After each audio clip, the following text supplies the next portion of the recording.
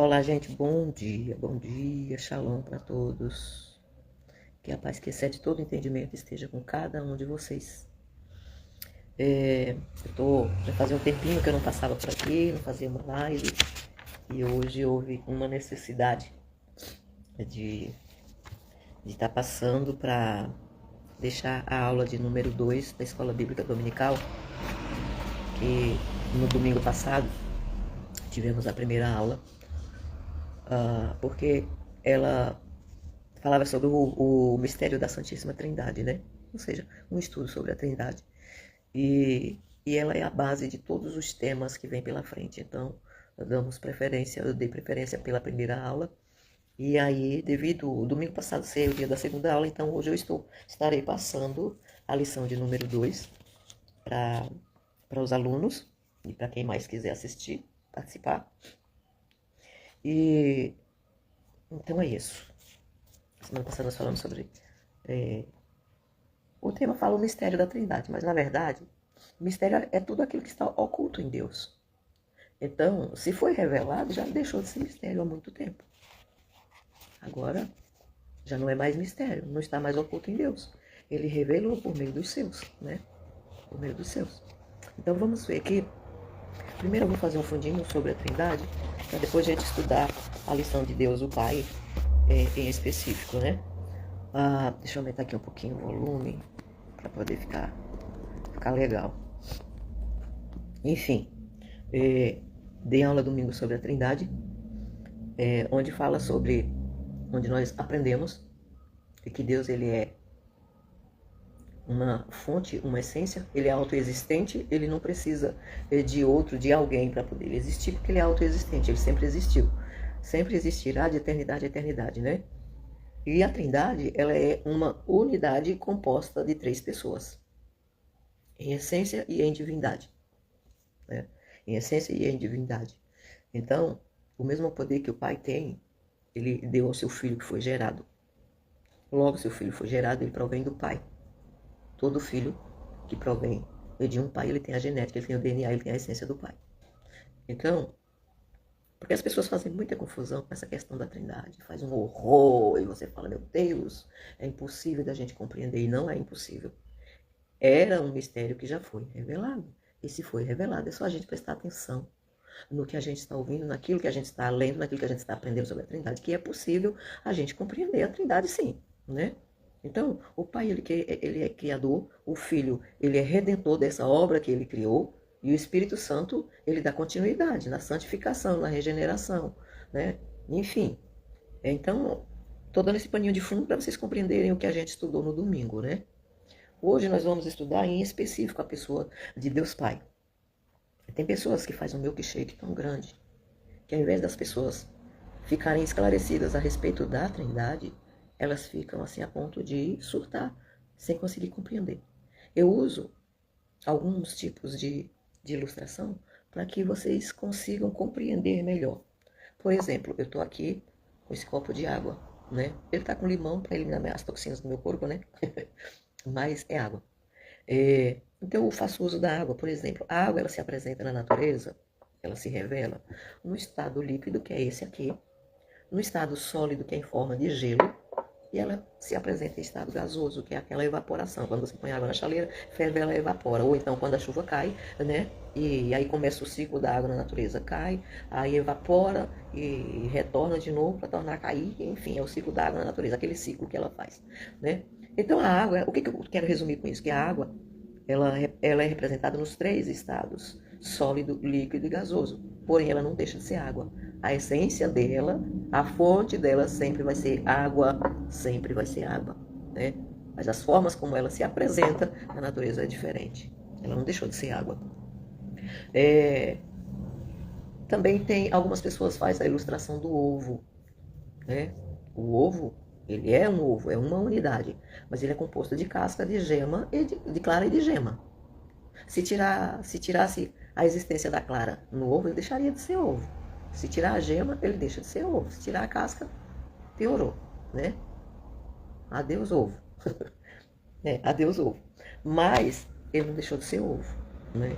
É uma unidade composta de 3. Então, hoje, eu creio que ficou assim mais ou menos claro no paninho de fundo que eu dei para vocês. Não vou aprofundar muito, porque eu vou falar aqui sobre o Deus único, né, em específico. Falando de Deus como essência, como divindade, né? A ação dele, a maneira como ele se revelou, né, na história da humanidade. Então, nós temos aqui um textuário, é a lição de número 2. Quem tiver aí do outro lado e tiver revista, pode acompanhar pela revista, tá? A lição de número 2 fala sobre o Deus Pai. Né? Nós vamos discorrer sobre o Deus Pai nessa lição.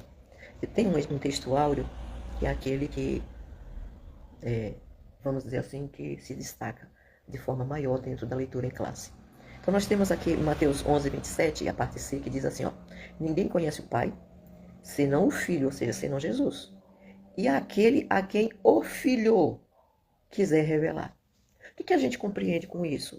O que a gente entende nas entrelinhas da parte C do capítulo 11, versículo 27 de Mateus?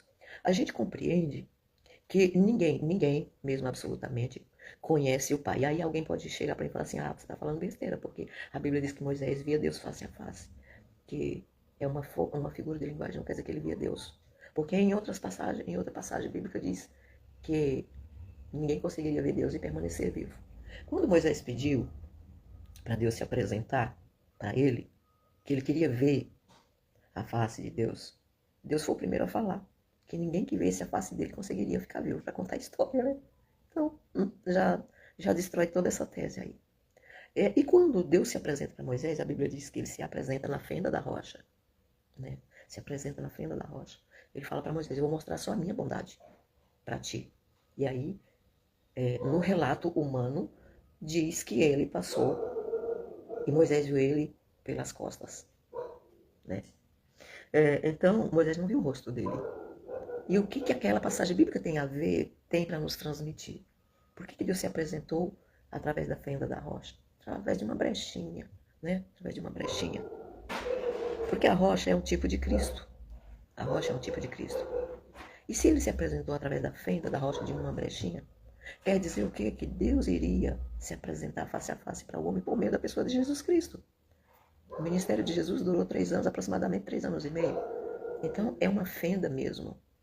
Foi um momento que Deus escolheu na humanidade para poder se revelar por meio da pessoa de Jesus Cristo. Ou seja, o verbo se fez carne, a palavra se fez carne, e Deus, Jesus ele se despiu de toda a sua glória lá na eternidade, se fez humano para resgatar o humano, né? Para resgatar o humano. Então nós vimos aqui, eu acho muito lindo isso daqui, porque aqui vem relatando que ninguém conhece o Pai senão o Filho, e é aquele a quem o Filho quiser revelar. O que a gente entende com isso? A gente entende que Deus ele não faz acepção de pessoas, de jeito nenhum.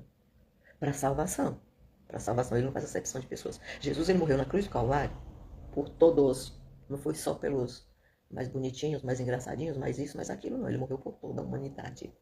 É que toda a humanidade não quer aceitar, não quer fazer aliança com ele. Aí o problema já não é com ele, o problema é da humanidade, que se recusa a aproximar e aceitar. Oi, Fê, paz, minha amada, tudo bem? Deus te abençoe. Então a gente observa que existe acepção no sentido de revelação. Observa isso, ninguém conhece o Pai, senão o Filho, que é Jesus, e aquele a quem o Filho, ou seja, aquele a quem Jesus quiser revelar. Se Jesus quiser se revelar de uma forma especial para alguém, mais do que para outro, não é da nossa conta. Ele quis e pronto. Quem é que vai mandar na vontade dele? Ninguém. Ele tem vontade própria, né? Então eu sempre falo assim, Deus ele não faz acepção de pessoas no sentido de salvação. Mas para se revelar de forma mais íntima, mais profunda, ele se revela para quem ele quer. Ele se revela para quem é mais íntimo dele. Deus ele não tem preferidos. Ele não tem preferidos. Ele tem pessoas íntimas que se relacionam com ele com um nível de intimidade maior.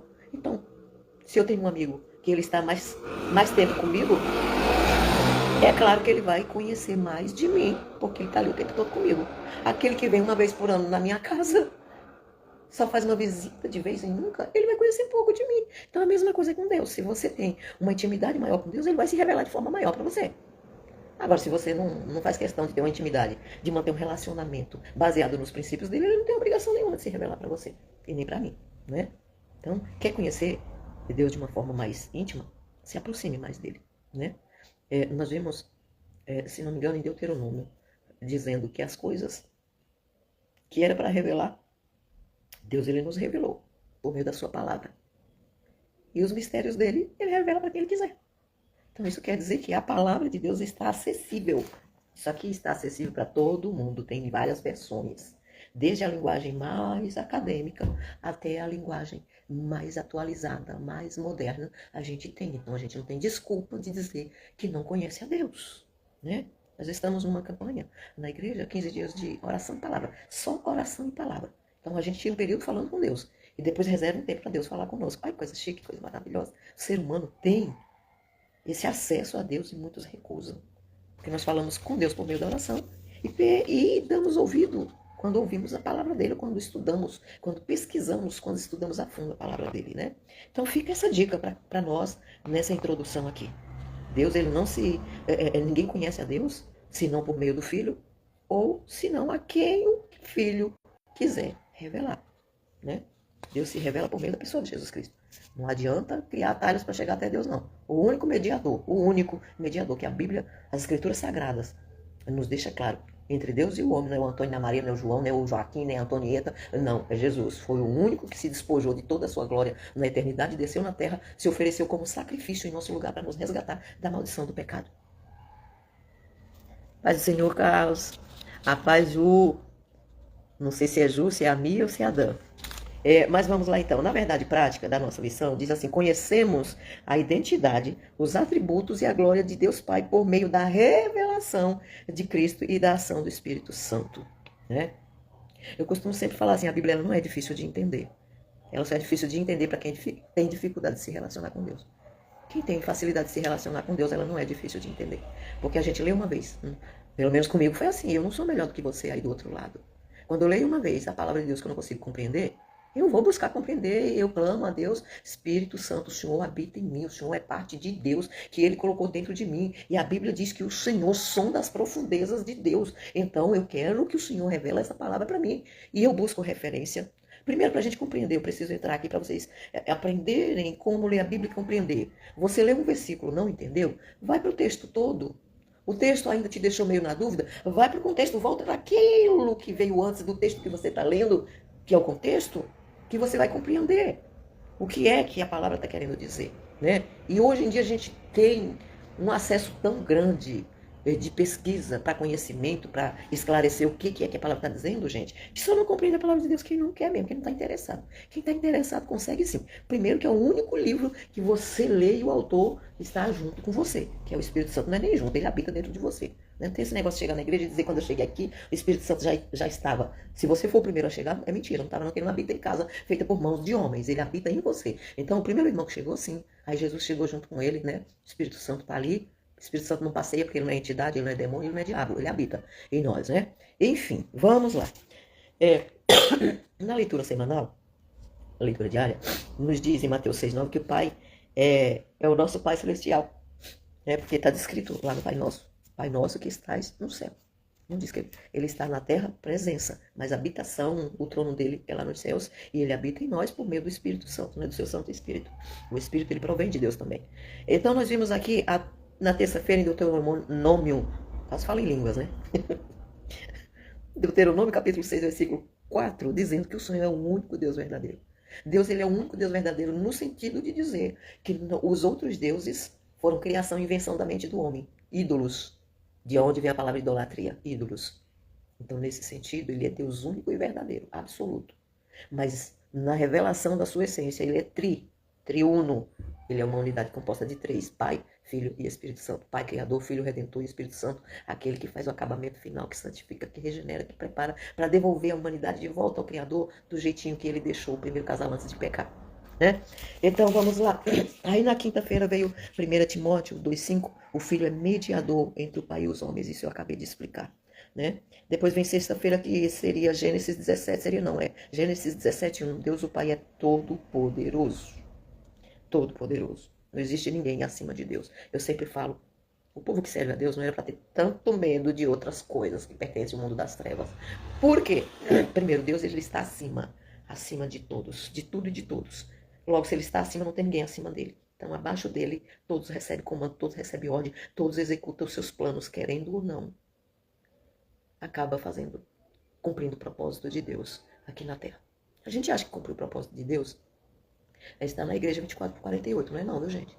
É possível que tenha pessoas que não estão na igreja todos os dias e ser chamado de servo de Deus. Que horror! Alguém pode falar assim, Paz Dani. Alguém pode dizer assim, que horror, como é que pode uma coisa dessa? Nabucodonosor, Deus levantou lá em Babilônia para fustigar o povo de Israel, para colocar eles no posicionamento que Deus queria. E Deus chamou Nabucodonosor de meu servo.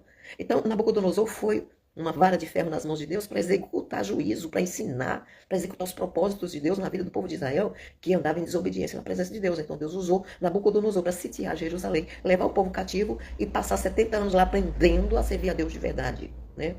Aprendendo a servir a Deus de verdade. Então nós vamos observar que Ciro também, o rei Ciro, ele cumpriu os propósitos de Deus, ele não servia a Deus, ele não estava no templo todos os dias servindo a Deus, não estava.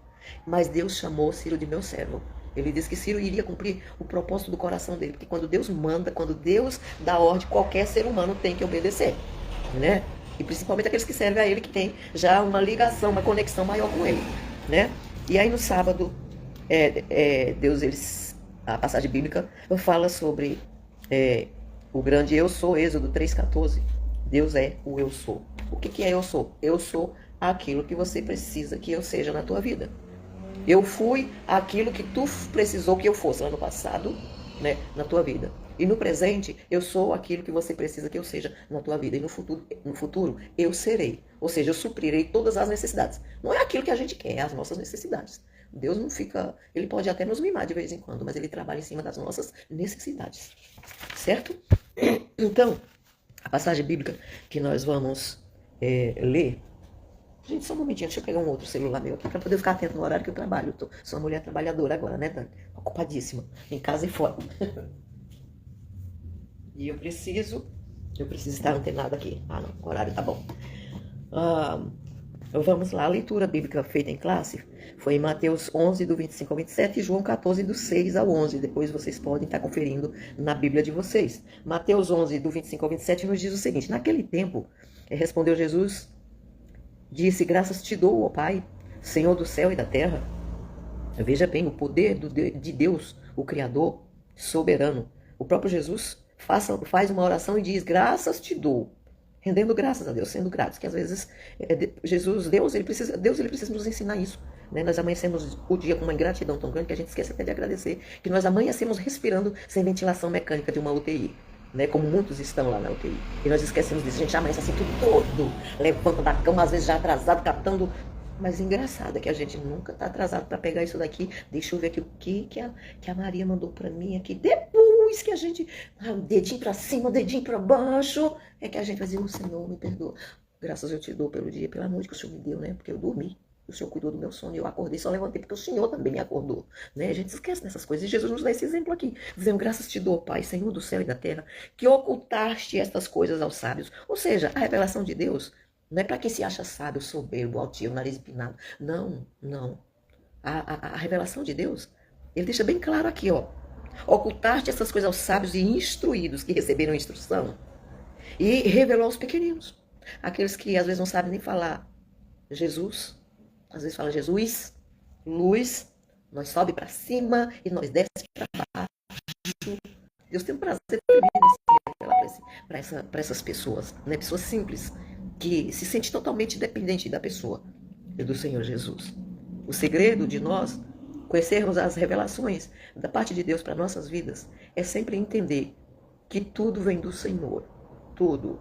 O ar que eu respiro, a minha existência, o meu pensar, o meu agir, né? Eu dependo do Senhor para eu ser bem-sucedida no meu agir. Como? Então eu tenho que levar os meus pensamentos cativos, como a Bíblia diz, ao Senhor Jesus. Quando eu levo os meus pensamentos cativos ao Senhor, eu ando de acordo com a vontade dele, porque eu sou direcionada por ele. Se eu não permito a Jesus tomar conta da minha mente, eu saio fazendo as coisas, me comportando da revelia, como eu bem entendo. E aí, quando eu deixo Jesus de lado e eu quero fazer as coisas do meu jeito, eu acabo quebrando a cara. E às vezes a gente quebra a cara e volta a boar a presença de Deus para reclamar de algo que ele já era para ele ter nos instruído, mas nós não permitimos ele nos instruir. E por isso quebramos a cara. Sabe um filho, quando a gente fala assim, ó, Não vai por ali, não. Ali tem um buraco, você pode cair. Ali tem isso e tem aquilo. E a gente mostra as consequências. E o filho fala, não. Parece que diz assim, eu pago para ver. E aí quando chega lá, vê mesmo, né? É o que acontece com a gente. E o nosso Pai também, o nosso Deus. Então, dando sequência aqui no 26, Mateus 11, 26, diz assim, Jesus continua falando com o Pai. E ele diz, sim, ó Pai, porque assim te aprouve. Ou seja, foi da vontade de Deus que fosse desse jeito, que ele ocultasse os mistérios dele para os sábios e instruídos, aqueles que se acham sábios e instruídos, né? Porque uma coisa é ser sábio e instruído pelo próprio Deus, outra coisa é ser sábio e instruído secularmente, né? E quantos filósofos querem saber mais do que a gente que tem a mente de Cristo, que a Bíblia diz que nós temos a mente de Cristo, e quer vir dar nó na nossa mente e dizer, querer enfiar filosofias goela abaixo da gente, sendo que a gente já está completo, pleno da trindade, da pessoa, da presença de Deus, Pai, do Filho e do Espírito Santo. Quem é pleno do Pai, do Filho e do Espírito Santo? Não tem filósofo, não tem doutor, não tem PhD, não tem, gente, não tem. Porque a sabedoria de Deus excede todo entendimento, né? O que é o nosso entendimento perto de uma mente que raciocina na totalidade? A mente de Deus raciocina na totalidade. A nossa é uma porcentagem mesquinha, né? Mas vamos lá. Então Jesus fala assim, ó Pai, porque assim te aprouve. Todas as coisas me foram entregues por meu Pai, que é aquele versículo que eu citei no texto áureo. E ninguém conhece o Filho senão o Pai, e ninguém conhece o Pai senão o Filho, e aquele a quem o Filho quiser revelar. Então, se você tem um entendimento maior da palavra de Deus, se sinta um privilegiado e continue na intimidade, no relacionamento com Deus. Se você não tem, aprofunde o seu relacionamento, a sua intimidade com Deus, que Deus vai começar a se revelar de maneira maravilhosa para você. Aí em João 14, do 6 a 11, disse-lhe Jesus, eu sou o caminho. Jesus, ele se revela para o seu povo dizendo, eu sou o caminho, não existe os caminhos, é o caminho. E a verdade, não é as verdades. É tudo no sentido absoluto. Então Jesus se revela dizendo, eu sou o caminho, eu sou a verdade e a vida. Então tudo aquilo que não é caminho, que é Cristo, é atalho. Tudo aquilo que não é verdade, que não esteja pautado na palavra de Deus, que é o verbo revelado chamado Jesus Cristo. Então tudo que é dito para você que não tem a ver com isso daqui, são vãs filosofias e especulações humanas. Então, tudo que não é verdade é mentira.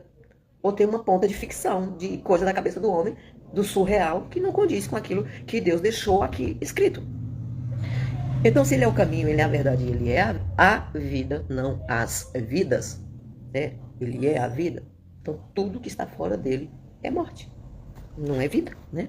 Mas no 7 nos diz assim, João 14, 7, se vós me conhecesses a mim, também conhecerias a meu Pai. Ou seja, porque é ele que se revela, né? Ele que revela o Pai. O Pai se revela por meio da pessoa de Jesus Cristo. Então, por isso que Jesus está dizendo assim, ó, se vós me conhecesses a mim, também conhecerias a meu Pai. E já desde agora o conheceis, ele afirma, para os discípulos, para o povo que estava ali naquele momento com ele. Ele diz, e já desde agora o conheceis e o tendes visto, disse-lhe Filipe. Filipe vai e abre a boca, né? E diz assim, Senhor, mostra-nos o Pai, é isso que nos basta. Não pode, gente. Jesus está dizendo que é por meio dele que eles iriam. Estava tendo acesso ao Pai. E aí o bonito levanta do Filipe e diz assim, mostra-nos o Pai, é o que nos basta, né? E aí Jesus vai e diz, estou há tanto tempo convosco e não me tendes conhecido, Filipe? Né? A pergunta que Jesus faz, quem me vê a mim, Jesus falando, vê o Pai. E como dizes tu, mostra-nos o Pai? Foi a resposta que Jesus deu para ele. Não crês tu, aí ele completa, não crês tu que eu estou no Pai e que o Pai está em mim? É aquilo que eu expliquei no começo, essência. Essência é única, divindade é única. A maneira de se revelar é que é tripartida, Pai, Filho e Espírito Santo, né? Então aqui Jesus está explicando, não crês tu que eu estou no Pai e que o Pai está em mim? As palavras que eu vos digo, não as digo de mim mesmo, mas o Pai que está em mim, ou seja, que habita em mim, é quem faz as obras. Então hoje nós, como seres humanos, que estamos, a Pajane, que estamos numa aliança, num relacionamento com Deus, tudo que nós proferirmos, que não seja de cunho do sistema secular, tem que vir da parte de Deus, por intermédio do Espírito Santo que habita em nós, né? E aí Jesus, ele continua a conversa aqui com os discípulos dele, em específico com Filipe, e aí ele diz assim, as palavras que eu vos digo, não as digo de mim mesmo, mas o Pai que está em mim é quem faz as obras, né?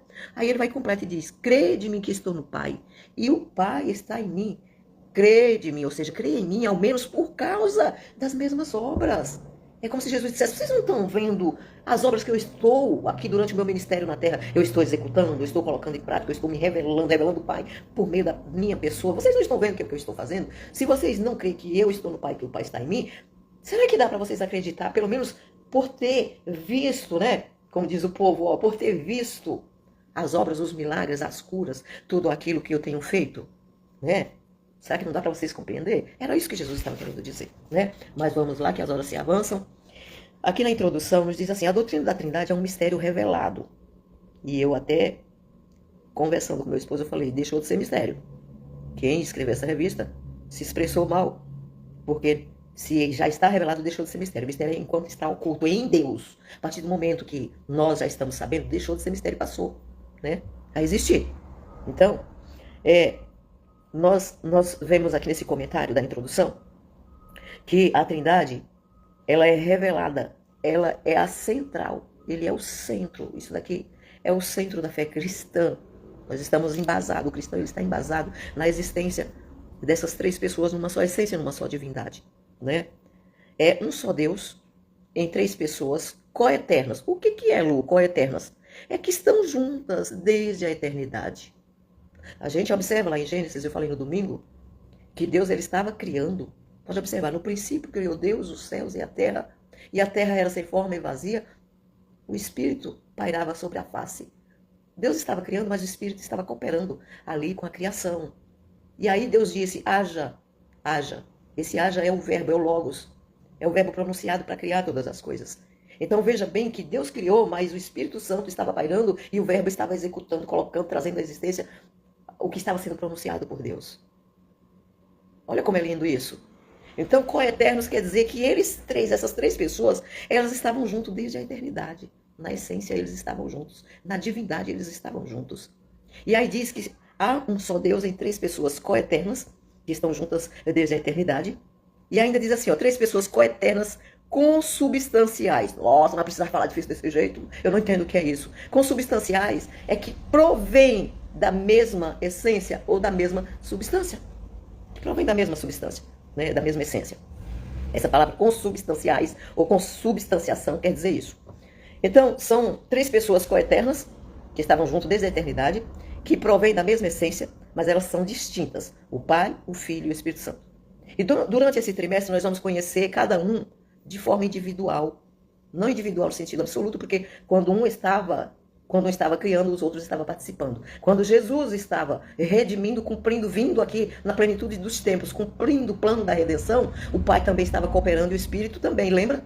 Lá no batismo de João, quando ele entra nas águas, no batismo de Jesus por João, executado por João, ele está dentro das águas para ser batizado, e aí a Bíblia diz que os céus se abrem, o Espírito Santo desce em forma corpórea. Não é que ele é um pombo não, tá, gente? Uma pomba. Ele desce em forma corpórea em direção a Jesus. E aí vem uma voz dos céus aberto dizendo, este é o meu filho amado em quem me comprazo. Ou seja, este é o filho amado em quem eu tenho prazer de estar apresentando para vocês, né?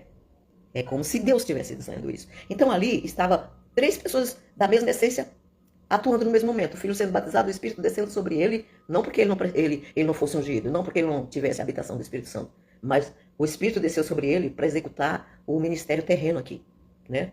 E aí vem a voz do Pai, carimbando atrás e dizendo, esse sim é o meu filho amado em quem eu tenho prazer de apresentar para vocês. Então, aqui a gente já observa que existe três pessoas numa só essência de divindade agindo. Mas vamos lá.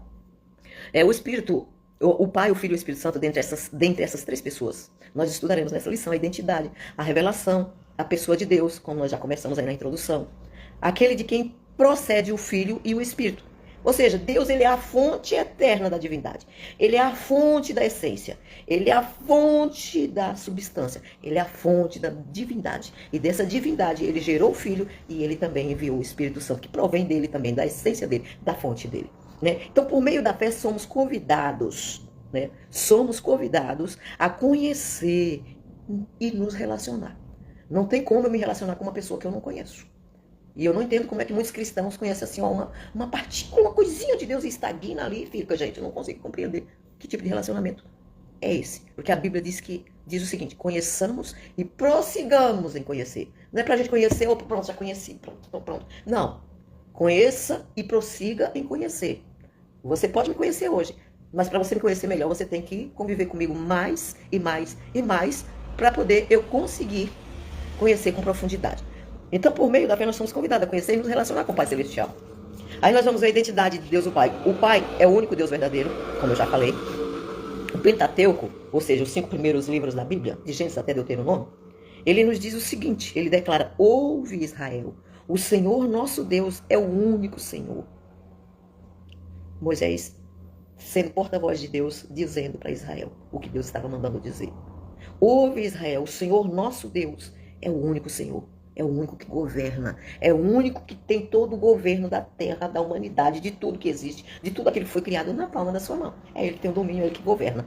Então não era pra gente viver tão medroso com os nossos problemas, que são assim, uma faísca, como um grão de areia na presença do Senhor, né, gente? Que a gente é meio assim, estabanado, meio ansioso, e a gente quer tudo do nosso jeito, e aí a gente quebra a cara, a gente fica com depressão, com síndrome do pânico, com crise de ansiedade, porque eu quero agora. E Deus não se rende à nossa ansiedade, ele é eterno, ele criou o tempo e ele ficou fora do tempo porque ele é eterno. Ele criou o tempo pra gente se cronometrar, pra gente criar o nosso cronograma, mas Deus não trabalha com o nosso relógio, com o nosso calendário de janeiro a dezembro, ele trabalha dentro do plano da eternidade. Por isso que a Bíblia diz, um dia é como 1000 anos para Deus, e 1000 anos também pode ser como um dia para ele, porque ele está dentro da eternidade, gente, né? Vamos lá. O Novo Testamento, não, eu pulei algo aqui, Deuteronômio 6,4, né? Deus no Antigo Testamento é um só Deus que se revela pelos seus nomes, pelos seus atributos e pelos seus atos, ou seja, pelo seu agir no meio do seu povo. E está registrado, está aqui, Orton, 1997, na página 159. Então, é uma fonte de pesquisa, né? O Novo Testamento apresenta o Pai como Deus por excelência. Ele é a excelência, né, como Deus. Não existe ninguém acima da excelência dele. Ele é excelente. Ele é identificado 6 vezes com o título de Deus Pai. E aí nós temos João capítulo 6, versículo 27, primeira carta de Paulo aos Coríntios 15, 24, depois você pode conferir. Gálatas 1, do 1 ao 3, carta de Paulo a Éfeso, ou aos Efésios, do capítulo 6, versículo 23, e primeira carta de Pedro, capítulo 1, versículo 2. Então, além dessas ocorrências, né, explícitas, a Bíblia frequentemente se refere a Deus como Pai, destacando seu papel como criador e sustentador. Ele não só criou e jogou lá, como às vezes a gente acha, parece que o Senhor me criou, me jogou cá embaixo, porque o sofrimento desce. Eu já fiz isso, esses dramas divinos diante de Deus, gente, vocês não têm noção, né? Deus, ele não criou e jogou lá, não. Deus, ele criou, mas ele sustenta todo o universo com toda a sua plenitude, com tudo que está dentro do universo, englobado dentro do universo. É Deus, ele sustenta a gente. Se Deus não sustentasse, olha o que o Espírito Santo me trouxe à memória agora. Se Deus não sustentasse aquelas geleiras lá da Antártida, meu pai, oh meu Deus, estava todo mundo afogado, como no dilúvio de Noé, né? Mas Deus, ele tem sustentado tudo que ele criou. E aí o próprio Jesus se refere a Deus como Pai e ensina os discípulos a orarem: Pai nosso que estás no céu. Está lá em Mateus 6,9. Reforçando a necessidade de um relacionamento pessoal com Deus. Não tem como se relacionar com Deus à distância, gente. Não tem. Não tem. Isso é muita doidice para pouca gente. Né? Aliás, tem muita gente nesse naipe. Né? Não se relaciona à distância no mundo virtual. E assim mesmo é um negócio meio estranho. Com Deus não se relaciona virtualmente, não. As configurações do céu ainda continuam as mesmas. É diretamente. Esse negócio de virtual, não. De inteligência artificial, essas coisas criadas pelo homem, não. Mas vamos lá. O Pai é a fonte. Aí você pode dizer assim, nossa, Lu, você é tão ignorante assim para rejeitar a inteligência artificial. Não, a inteligência artificial foi sabedoria que Deus deu para o homem, para poder ele criar, para poder facilitar a vida dele aqui na Terra, né? Em sociedade, para facilitar. Mas não foi para usar a inteligência artificial para comunicar com Deus, que Deus não comunica desse jeito, não, gente. Deus comunica de forma natural, é conexão lá com aqui, ó. Então vamos lá. Já fica um recadinho para aqueles que estão copiando o sermão lá na internet, copia e cola e empurrando um marmitex frio ou requentado no povo, tá? A fonte ainda continua sendo natural e a maneira de buscar a mensagem com vida para transmitir vida para quem está morto ainda é por meio do joelho e da Bíblia, viu? Não esquece isso não. Então vamos lá. Nossa declaração de fé é que Deus é o supremo ser, é eterno, nunca teve começo. Deus, ele não tem começo, gente. Ele não tem fim. Ele é o eterno presente, né? Paz, Henrique. Ele é o eterno presente. Deus não é alguém que foi do passado, que foi criado lá. Não, ele é autoexistente. Ele sempre existiu. Ele é a fonte de toda existência. Explicando melhor para vocês, né? Então vamos lá. Pois ele existe por si mesmo, ele não depende de outro para existir. Como o Pai tem a vida em si mesmo, assim deu também o Filho. Deu ao Filho ter a vida em si mesmo. Ele é o Deus imutável, que não muda, né? Ele não deixa de ser Deus. Isso não quer dizer que ele não muda desígnios. Isso quer dizer que ele não muda como Deus. Ele é imutável, desde a eternidade, desde antes da fundação do mundo. Gente, eu vou fazer um stopzinho aqui. Se vocês tiverem dúvidas, eu não vou poder responder agora, porque eu estou com um horário assim meio corrido, que eu vou trabalhar. Mas vocês podem deixar a pergunta aqui e eu vou estar respondendo, tirando as dúvidas de vocês, tá? Quando eu tiver um tempinho, claro. Então vamos lá. O Pai tem a vida em si mesmo e por isso ele deu também o direito do Filho ter a vida em si mesmo, né? Ele é o Deus imutável desde a eternidade, desde antes da fundação do mundo, tá lá em Salmo 90 e o versículo 2, o Malaquias capítulo 3, versículo 6 e Tiago 1,17. Ele é o Criador do céu e da terra e de tudo que neles existe. Então criação não é só aqui embaixo, não. Tudo que tem lá nos céus também, que está oculto aos nossos olhos, foi criado por Deus também. Isaías 45, 18 é fonte de referência, Atos 17, 24, né? Ele é o Deus Pai de nosso Senhor Jesus Cristo, tá lá em João 20, 31. Ele é o Espírito doador e mantenedor de toda a vida. Ele não só doou a vida, ele mantém a vida também. E quando quer, ele toma para si também. Eu dizia outro dia para minha nora que ela perdeu o pai, eu dizia o seguinte: o teu pai não é nosso, não é teu, não é de ninguém, o teu pai tem origem. Ele foi feito do pó e ele retornará para quem deu fôlego de vida, para aquele boneco lá de pó, para esse corpo aqui, ó. O que interessa para Deus é isso aqui que tá falando com vocês, não isso aqui vai botar pro pó. Isso aqui é só a casinha que nos carrega, que nos transporta, nos leva para um lado e para outro. Mas ele é criador, ele é mantenedor, ele nos mantém com vida e na hora que ele quer, ele toma para si de volta também, porque ele é dono de todas as coisas. Então o Pai é a primeira pessoa divina da Santíssima Trindade. Portanto, ele é a origem, é a fonte eterna da divindade. De quem procede, né? De quem o Filho é gerado e de quem o Espírito Santo procede também. O Filho foi gerado e o Espírito que habita em nós, que a Bíblia nos diz, em trocentos lugares, em trocentas referências, que o Espírito de Deus, ele habita em nós. E Deus pegou parte dele e depositou dentro de nós. Olha que coisa mais linda. E é por isso que nós temos entendimento das coisas de Deus. Então o Filho foi gerado. Né? Gerado por quê? Porque o Filho foi gerado no ventre e se tornou carne. E veio e habitou entre nós. Ou seja, entre a humanidade. E o Espírito que habita em nós procede dessa fonte eterna chamada Deus. Acho que deu para vocês entenderem, né? Isso está em João 15, 26, Hebreus 1, do 1 ao 3. Você vai ter assim convicção, reafirmação de tudo isso que eu estou dizendo, né? E aí, vamos ver aqui o Pai age por meio do Filho e do Espírito. É uma fonte de essência e divindade que age tanto por meio do Filho como por meio do Espírito que habita em nós, né? Então vamos lá. A paternidade é o papel da primeira pessoa da Trindade. Assim o Pai opera por meio do Filho e por meio do Espírito. Está lá em 1ª carta aos Coríntios 12, versículo 4 até o 6. Está lá também em Efésios 4, do 4 ao 6 também. E isso não implica inferioridade nas outras duas pessoas, né?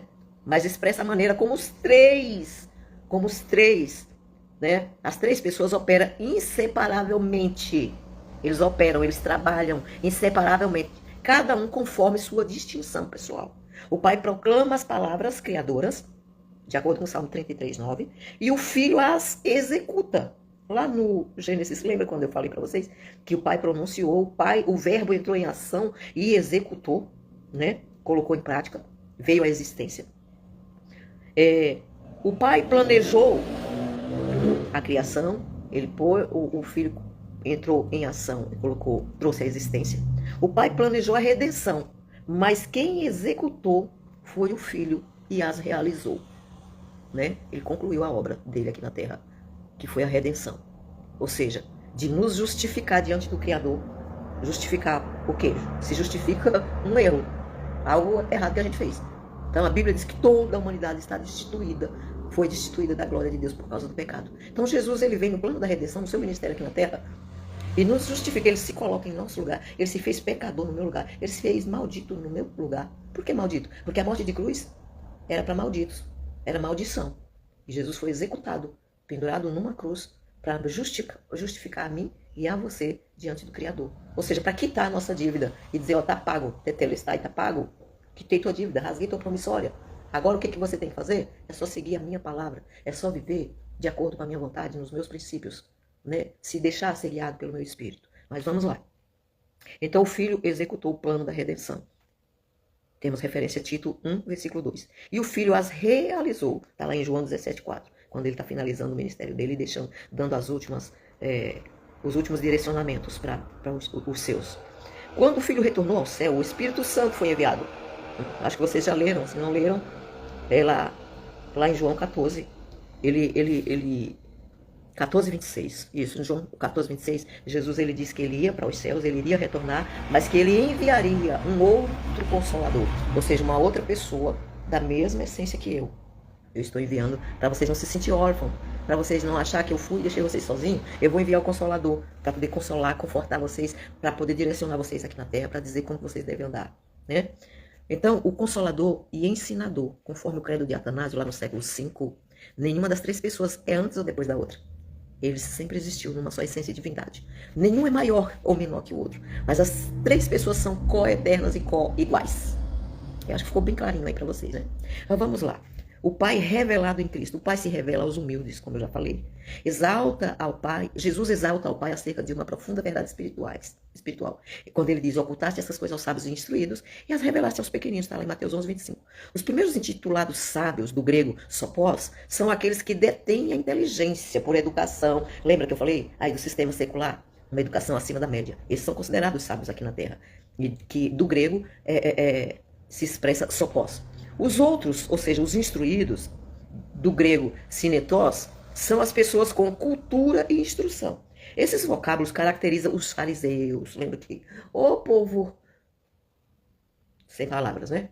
Os escribas e fariseus, que ele se vangloriava da sua formação privilegiada. Sabe aquelas pessoas que têm 3, 4 faculdades e faz questão de exibir? Não, porque eu conheço, eu sou doutor em divindade. Falo, meu Deus do céu, vice-presidente de Deus na Terra, misericórdia. Quem sou eu, Jesus, na fila do pão, né? Eu sou doutor em isso, eu sou doutor naquilo, eu sou, tá lá em cima, dizendo quem é tu na fila do pão, criaturinha. Tu não recebe nada se eu não te dar. Primeiro que nosso cérebro só funciona se Deus permitir. Se Deus não permitir, dá um blackout aí, filho. A gente vê tantas pessoas aí que Deus precisa, sabe, reconfigurar, porque o bicho é bruto demais. E aí, de vez em quando precisa Deus dar um negócio lá, né? Mas enfim, vamos aqui. Então, caracteriza os fariseus e os escribas que se vangloriavam da sua formação privilegiada, mas que padeciam de cegueira espiritual. Significa que os mistérios do reino de Deus não são revelados aos soberbos, aos que se consideram sábios aos próprios olhos. Sabe? Conhecimento secular não quer dizer que você conhece a Deus, né? Conhecer Deus na teoria é a mesma coisa do sistema secular aí. Para conhecer a Deus, você tem que conhecer na teoria, sim. Primeiro, porque Deus trabalha em cima daquilo que é ministrado para nós. E depois, tem que conhecer na prática. Vivência diária com Deus, né? Conexão diária com Deus. Significa que os mistérios de Deus não são revelados aos soberbos, aos que se consideram sábios aos próprios olhos, né? Está descrito lá, Salomão falou a respeito disso em Provérbios 3, versículo 7. O Pai se dá a conhecer aos pequeninos, que do grego quer dizer népios.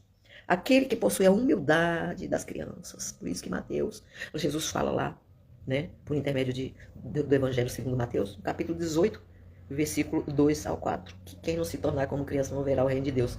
É o quê? Criança é dependente, gente. Uma criança, se você, principalmente a de colo, se você não dá comida, não dá água, não trocar a fraldinha dele, não trocar de roupa, ele apodrece.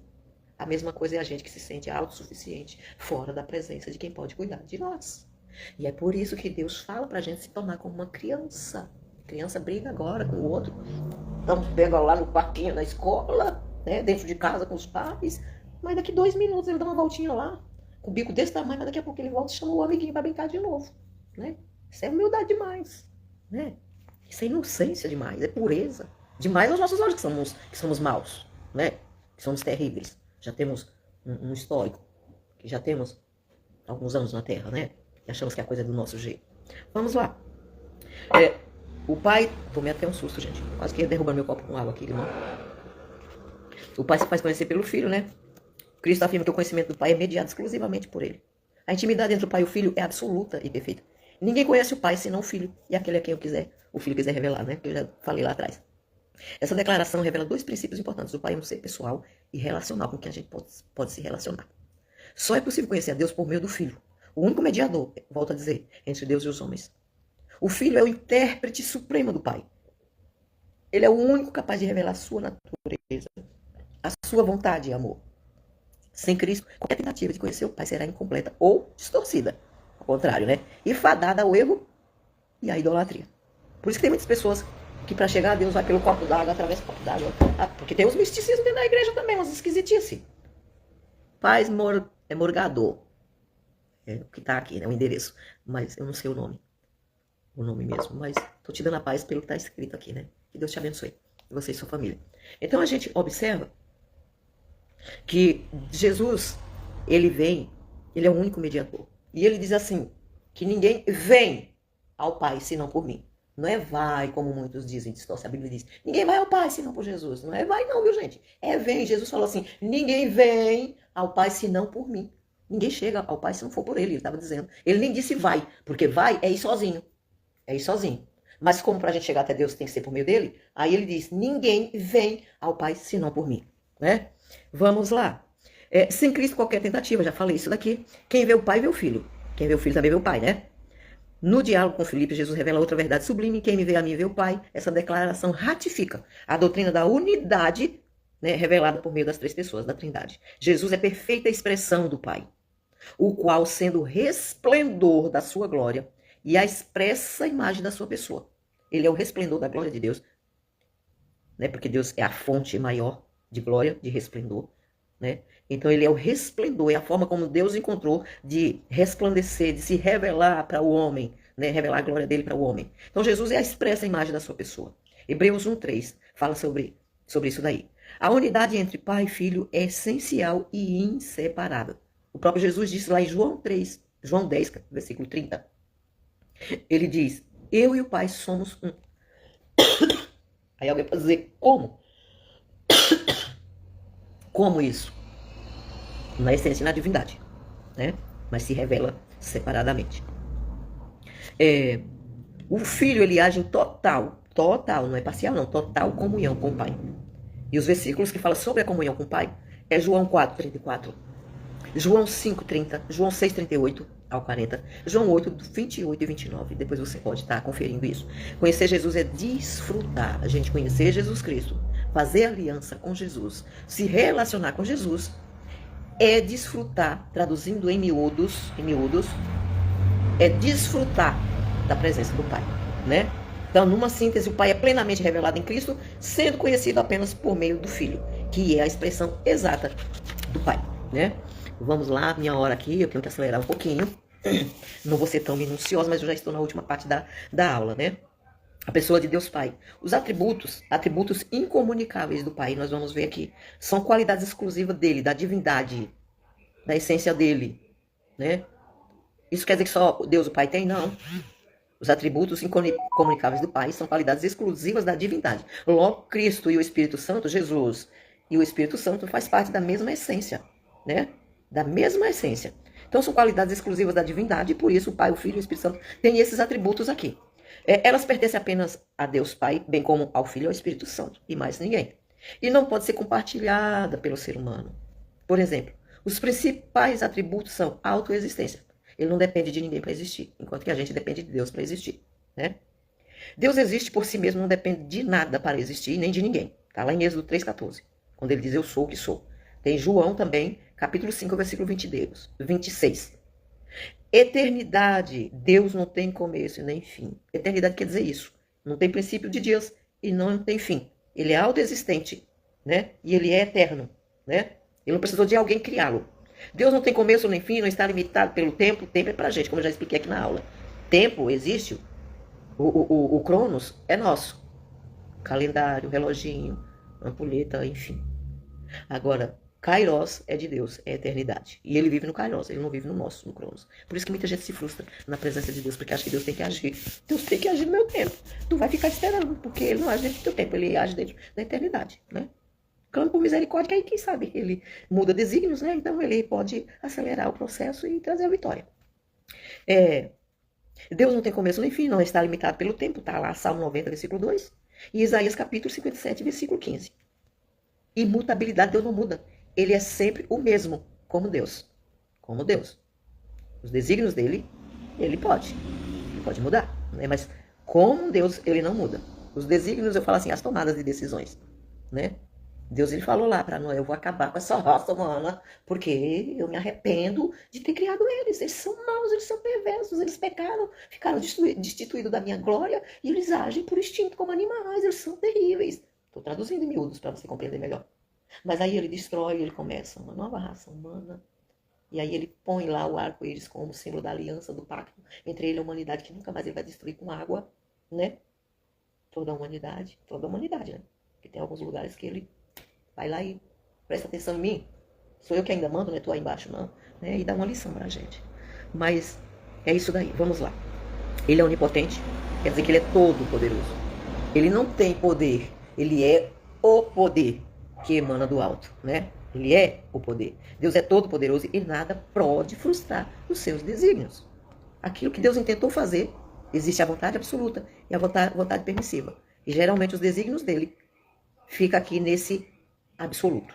Ninguém frustra ele, não. É difícil, é ruim. Como diz, é ruim de alguém frustrar Deus. Jó, lá no livro de Jó, pode ler lá, 42 e o versículo 2. Ele diz, eu sei que o Senhor tudo podes e que nenhum dos teus pensamentos pode ser impedido, né? Aí tem a onisciência também, que é um atributo incomunicável. Nós estamos falando dos atributos incomunicáveis. Tem a onisciência também, que Deus, ele sabe todas as coisas. Ele conhece o nosso passado, ele conhece o nosso presente, ele conhece o nosso futuro. Está nu e patente diante dele, porque ele é eterno. Ele não precisa de um tempo para poder ficar verificando como foi o nosso passado, como que é o nosso presente, como, será como é que eu vou fazer o futuro dele? Não existe isso para Deus, né? Ele é onisciente, ele é o eterno presente. Ele sabe todas as coisas. Salmo 139. Como é que pode, gente? Na hora de eu dar aula, vem o camarada fazer propaganda aqui na frente, bem na frente da minha casa. Aleluia. Mas enfim, ele precisa vender o ovinho dele, né? Vamos lá. Deixa eu voltar aqui que ele acabou me desconcentrando. Mas a onisciência, Deus ele sabe todas as coisas. Eu dizia aqui no Salmo 139, diz o seguinte, que ele conhece o nosso sentar, o nosso deitar, o nosso levantar. De longe ele entende os nossos pensamentos. Antes da palavra chegar aqui, ó, e a gente verbalizar, ele já sabe até o que a gente vai falar. Sabe quando a gente tá maquinando? Ou pro bem, ou pro mal? Ele tá atento assim, ó, assistindo muito bem. Continue. Se for pra aplaudir, isso mesmo, meu filho, segue em frente, né? Tô conjecturando aqui, gente. Pai Ju, tô conjecturando aqui. E se for o mal, se a gente estiver planejando, maquinando algum mal, eu imagino, eu crio aqui, ó. Ele lá também assistindo, porque ele assiste. Ele tá achando que tá certo, né? Peraí, né? Então ele dá um jeito de levantar alguém e dizer, ó, assim te diz o Senhor. Ó, isso aí tá errado. Deus não se agrada disso, não. Anda de acordo com a vontade de Deus. Para de palhaçada. Fica aí maquinando mal contra os outros, não. Fica não, porque tem alguém que te assiste. 24/48, para de graça, né? Que ele vem ao teu encontro e te ensina, porque ele é pai. Mas vamos lá. É a onipresença, ele está presente em todos os lugares. Ele só não habita em todos os lugares. Um coração de alguém que não quer saber de nada com Deus, ele que só visita Deus de vez em quando. Salmo 91 diz, aquele que habita no esconderijo do Altíssimo. Não é aquele que vem lá, faz uma visitinha e volta e passa trocentos tempos e depois vem, faz outra visitinha aqui ó, no esconderijo do Altíssimo. Não, é para quem habita no esconderijo do Altíssimo, tá? Esquece disso não. Esses atributos, portanto, revelam que nosso Deus é absoluto e sem limitação alguma. Deus não está limitado. Seja qual for o teu problema, Espírito Santo me trouxe isso para eu dar um stop aqui. Seja qual for o teu problema, Deus está no controle de tudo, absolutamente. Só peça para ele te dar graça, para você passar o processo. Que a vitória vem no momento certo. Deus ele não chega atrasado, ele não chega na hora certa e nem depois. Ele não chega no presente ou ele chega na hora certa. No momento que você estiver preparado. Que às vezes a gente fica igual menino ruim, brigando no meio do mercado, jogado no chão, espelhando, para o pai dar a bala, né? Para o pai dar a bala antes da hora. Faz aquele escândalo. Isso só prorroga. Murmuração. Esse escândalo da criança se joga no chão do mercado. Eu estou parafraseando aqui, conjecturando para você compreender que diante de Deus não adianta a gente espernear. Não adianta a gente endoidar. Não. Ele vai nos trazer para a posição que ele quer que a gente esteja. E quando a gente se posicionar do jeito que ele quer, ele diz, agora sim, você está preparado para receber a bênção. Porque se eu te dar antes, tu faz besteira. Então vou dar a hora que eu vi que você está prontinho para receber. Vamos lá, Jesus amado, minha hora está indo embora. Deus então ele é absoluto e sem limitação nenhuma, né? Alguma. Atributos comunicáveis que ele comunica pra gente, né? Que o Pai comunica, são as qualidades divinas que de alguma forma Deus compartilha com a gente, com as suas criaturas. Ainda que de maneira limitada, né? Refletem os aspectos do caráter e da moral de Deus, que pode ser visto em grau menor no ser humano criado. Esses atributos que eu vou falar aqui, Deus ele revela para nós. Ele compartilha conosco, né? Ele compartilha conosco. Ele divide conosco, né? Com o ser humano criado à sua imagem e semelhança. Dentre elas destaca a santidade, né? Tá lá essas referências bíblicas em Levíticos 19:2, primeira carta de Pedro 1:15 e o 16. Ele compartilha o amor. É possível a gente ter o amor de Deus dentro da gente como essência. Podemos amar a Deus e ao próximo também como reflexo desse amor. Se eu não consigo amar o meu próximo, então eu sou mentiroso, eu não amo a Deus não. Tá cheio de gente dizendo, eu amo a Deus, Deus é meu pai, eu amo. Mas não pode ver o irmão que pisou na bola com você, que tá querendo grudar no pescoço e pendurar no gancho da rede, vai matar, deixar lá asfixiado. Isso não é amor. Quem tem o amor de Deus, compartilha ele com o próximo também, né? Então não vem com piada dizer que ama a Deus, odiando o seu irmão sem perdoar seu irmão, não. Sem perdoar o teu próximo, né? Então o amor de Deus é uma essência que podemos amar a Deus e ao próximo como reflexo desse amor. Fidelidade. Deus é sempre fiel e também somos desafiados a ser fiéis. Deus, ele quer que essa fidelidade, que nós sejamos fiéis, que nós compartilhamos, que nós conheçamos ele ao ponto de compreender a fidelidade dele conosco, que ele não falha conosco, ele é fiel o tempo todo. É a gente que é infiel. Mas a Bíblia diz que ainda que nós somos infiéis com Deus, Deus ele permanece fiel a nós porque ele não pode negar a si mesmo. Ele não pode voltar atrás e deixar de ser fiel. Vou deixar de ser fiel com você porque você está sendo fiel comigo. Não, isso não existe com Deus. Deus ele permanece fiel conosco. Tem pessoas muito ruins, sabe? Que é só a graça de Deus para poder mudar esse tipo de gente. Mas ele é mestre de ele. Toma um cafezinho dele. Ele almoça. Olha o amor de Deus, gente. É muito grande. É muito grande. Ele tem janta, né? Ele só não tem paz porque quem vive distante de Deus, aprontando com os outros, não consegue ter paz. Essa paz é a exclusividade dele que ele só dá para quem está nele. A paz que excede todo entendimento. Glória a Deus. Estou sentindo a presença de Deus. Aleluia. Então, o nosso Deus, ele é fiel. Ele é bom, a bondade de Deus, e é possível a gente ser bom também. Deus é bom em todo o tempo. E nós somos exortados, encorajados a agir com bondade, não com ruindade. Nós precisamos ser bons em nossa conduta diária, no nosso comportamento diário. Deus não nos fez para fazer maldade para o nosso próximo. Nós temos que amar o nosso próximo, independente de quem ele seja. Ah, não vou com a cara dele. Mas e daí ele deixa de existir porque tu não vai com a cara dele? Quem tem que ir com a cara dele é quem criou ele, é Deus. E você também não é bonzinho, você também não é boazinha. Só é diferente dos pecados de vocês. Um peca de uma forma, outro peca de outro. Mas ninguém é bom diante de Deus. O próprio Jesus disse, bom é Deus. Nem eu sou bom. Eu tô aqui para cumprir o propósito dele para eu me tornar bom. A gente só se torna bom quando a gente cumpre o propósito para o qual Deus nos enviou aqui na terra. A gente não é bom não, gente. Mas a gente precisa ser. Né? A gente precisa ser bom com o nosso próximo. A gente precisa amar as pessoas. A gente precisa ser fiel às pessoas. Não agir com trairagem. Sabe? Não. Vamos lá. Glória a Deus. A gente está sentindo a presença do Espírito Santo de uma tal maneira que se eu fosse explodir aqui, sabe, dar lugar ao Espírito Santo, eu iria falar em línguas que vocês não entendem, né? Então é melhor eu voltar a falar a língua que vocês entendem. Vamos lá. O espírito do profeta é sujeito ao profeta, né? Então, não é o Espírito de Deus, não. É o Espírito do profeta. Glória a Deus. Os nomes que revela o Pai. Os nomes de Deus não tratam apenas da sua identificação, mas revela a natureza, as obras e as virtudes de Deus. No Salmo 9:10 você pode conferir isso. O nome Elohim, ou Elohim, como muitos pronunciam, uns pronunciam Elohim, outros Elohim, o H tem um som de R, né? Então Elohim. Gênesis 1:1, apesar do plural, reafirma o monoteísmo. Deuteronômio 6:4, e alude à pluralidade da Trindade, né? Quando apresenta Deus numa unidade composta de três. El Shaddai, Gênesis 17:1, revela Deus como Todo-Poderoso. Gênesis 28:3 e 35:11. Adonai, Salmo 8:1, e o grego Kyrios, Atos 2:36, ele manifesta sua autoridade como Senhor.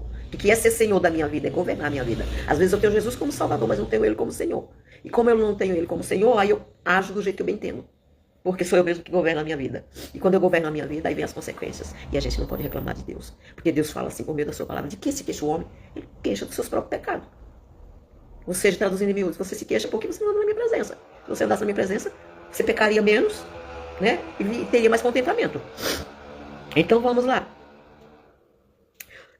O tetragrama, pessoal, o tetragrama é aquelas 4 letras, IHWH, né? Revela como eu sou o que sou, ou seja, eu sou aquilo que você necessitou, eu sou aquilo que você necessita e eu serei aquilo que você vai necessitar. Enfatiza a eternidade e a imutabilidade de Deus. E a imutabilidade de Deus como Deus, né? Esses nomes divinos identificam a primeira pessoa da Trindade. A sua soberania, seu poder, a eternidade, os aspectos fundamentais da doutrina cristã sobre a grandeza e a majestade de Deus. E aí eu vou fazer um resuminho aqui, que é a conclusão. Tem aqui uma síntese que diz: os atributos e nomes de Deus expressa, né? De Deus o Pai expressa sua natureza, santidade, amor, autoridade, revelando quem Ele é e como se relaciona conosco, com a sua criação. Na conclusão diz assim: a doutrina bíblica da Santíssima Trindade é a revelação concreta da vida divina, compartilhada entre o Pai, o Filho e o Espírito Santo. Então, nessa lição aqui, nós aprendemos, nós vimos que o Deus Pai é o Deus verdadeiro, eterno e soberano, revelado plenamente. Não foi só por porção, não. Ele foi revelado de forma plena na pessoa de Cristo. É por isso que você precisa conhecer a Cristo mais de perto. Ele é o autor da criação. Deus, ele é o autor da criação, o planejador da redenção, o sustentador da vida. Ele conhece o Pai. Quer conhecer? Conheça o Pai por meio do Filho. É a essência da vida eterna. Está lá descrito, volta a dizer em João 17,3. Que essa verdade desperte em nós, em mim e você, o desejo sincero de conhecer, de amar e obedecer ao Pai, que em Cristo nos adotou como filhos.